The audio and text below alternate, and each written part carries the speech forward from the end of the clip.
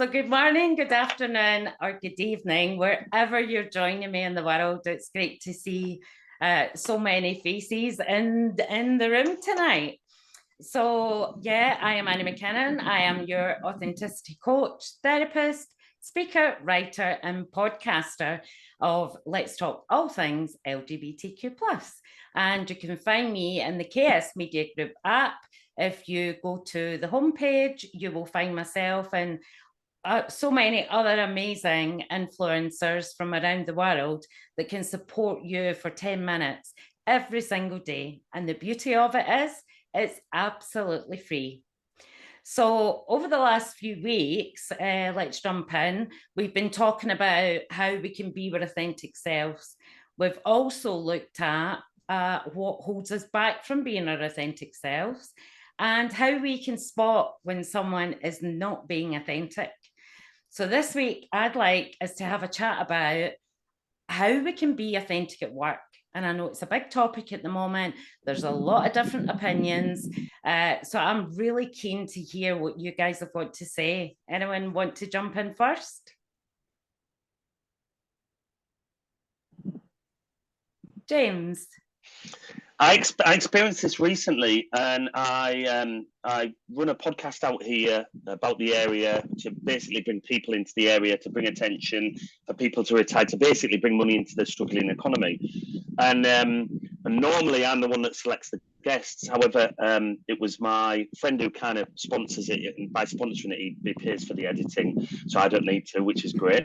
And he lined up a teacher, an English teacher at the private school here. So there's one private school, and I was very aware early on that, of course, this female teacher is representing the school.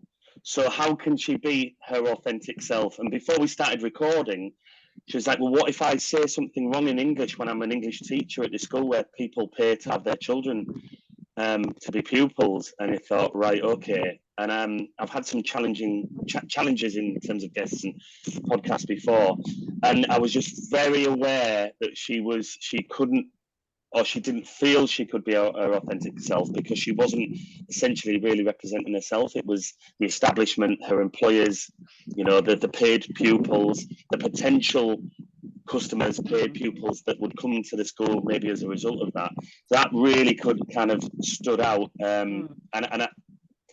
And I dare say many of us have felt that we've been in employment where we have to toe the line. We can't be our authentic selves. And sometimes the best versions of ourselves for the people that we're serving, whether the people or the products or the services that we're serving. So, I think it's often much easier if we're, well, that could be. Is it much easier if we're self-employed and we're only representing ourselves and in charge of our own destiny? Well, that is the question, isn't it? Because I guess as business owners, we've got a responsibility to ensure that the working environment's safe, it's comfortable, and that our employees are able, or people that work with us are able to voice their opinions and make suggestions without fear of retribution, which I know a lot of people that have worked in the corporate world or worked for someone else have felt that they're sitting around the boardroom table because they think if I open that zip, then I'm just going to get put down or even sacked. So it's a really good point. I'm interested to hear the woman, the teacher that you had on your podcast. Did you actually feel that from her, that she wasn't being her authentic self? Yes. Yeah. Restricted in her answers. Restricted in her answers. Quite short in her answers. Often if I'm doing a 45-minute podcast, I'm looking down at the clock for 30 minutes and thinking, right, I've got 15 minutes to wrap this up. Yeah. And I've really got to, whereas I looked down and it was barely, I think it was 18 minutes. Wow. And right, how am I gonna get more out of this for the audience? Yeah. Really. So no, that's brilliant, James. Thanks for that. Anyone else?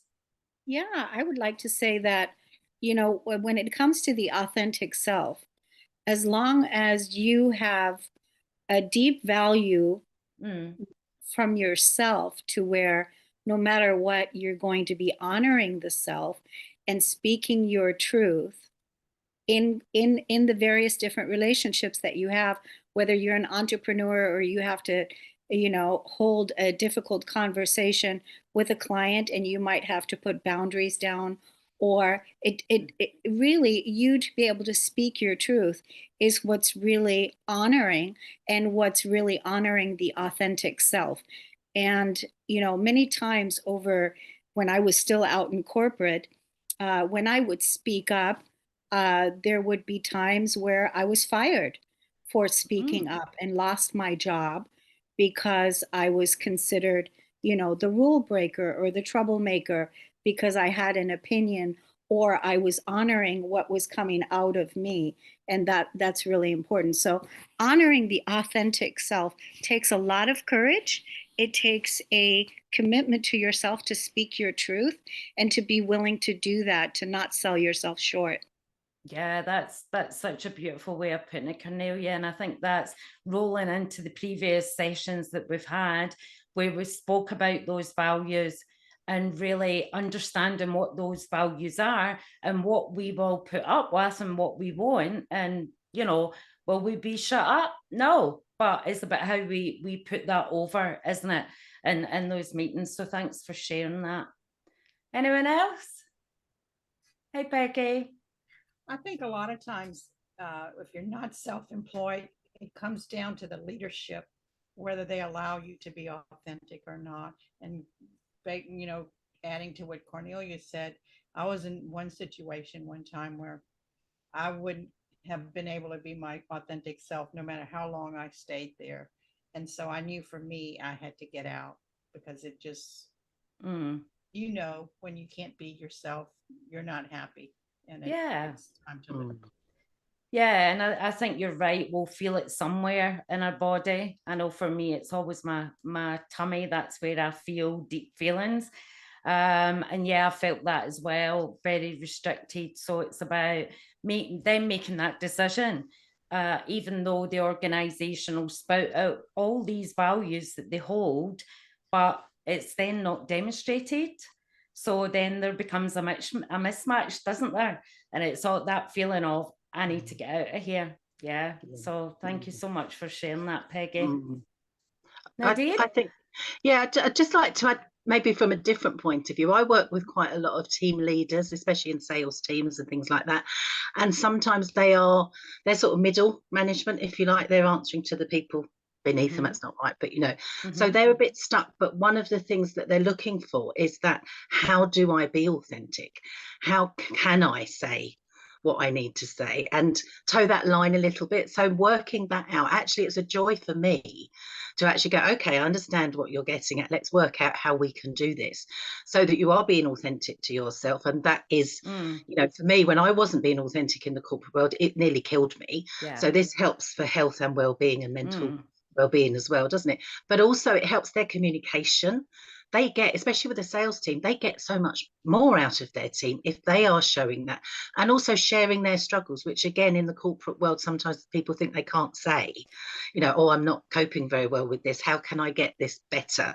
But then they learn how to, and I see the change in people, and it is so beautiful to see where they experiment, don't always get it right, but then they find their way, and it changes everything, all levels it changes. So it is a joy to do that. So I love your message here, Annie. Sharing this authentic self is so valuable, isn't it? So valuable. Yeah, and I love that you've been able to support people in the ways how we can. I think we looked at in the first session here, didn't we? But how you can support people to be their authentic self in an appropriate way. I think that's the key thing. When we're at work, we can be ourselves. We can give our thoughts and opinions, but in an appropriate way. So yeah, we've just got a few seconds left. That's went by really, really quickly. But yeah, just know yourself and your worth. Be aware of times that you feel uncomfortable, like we spoke about tonight, and know when it's time to leave and search out a company that shares the same values as you do. So thank you so much for joining me, and I'll see you next Monday at the same time. Thank you.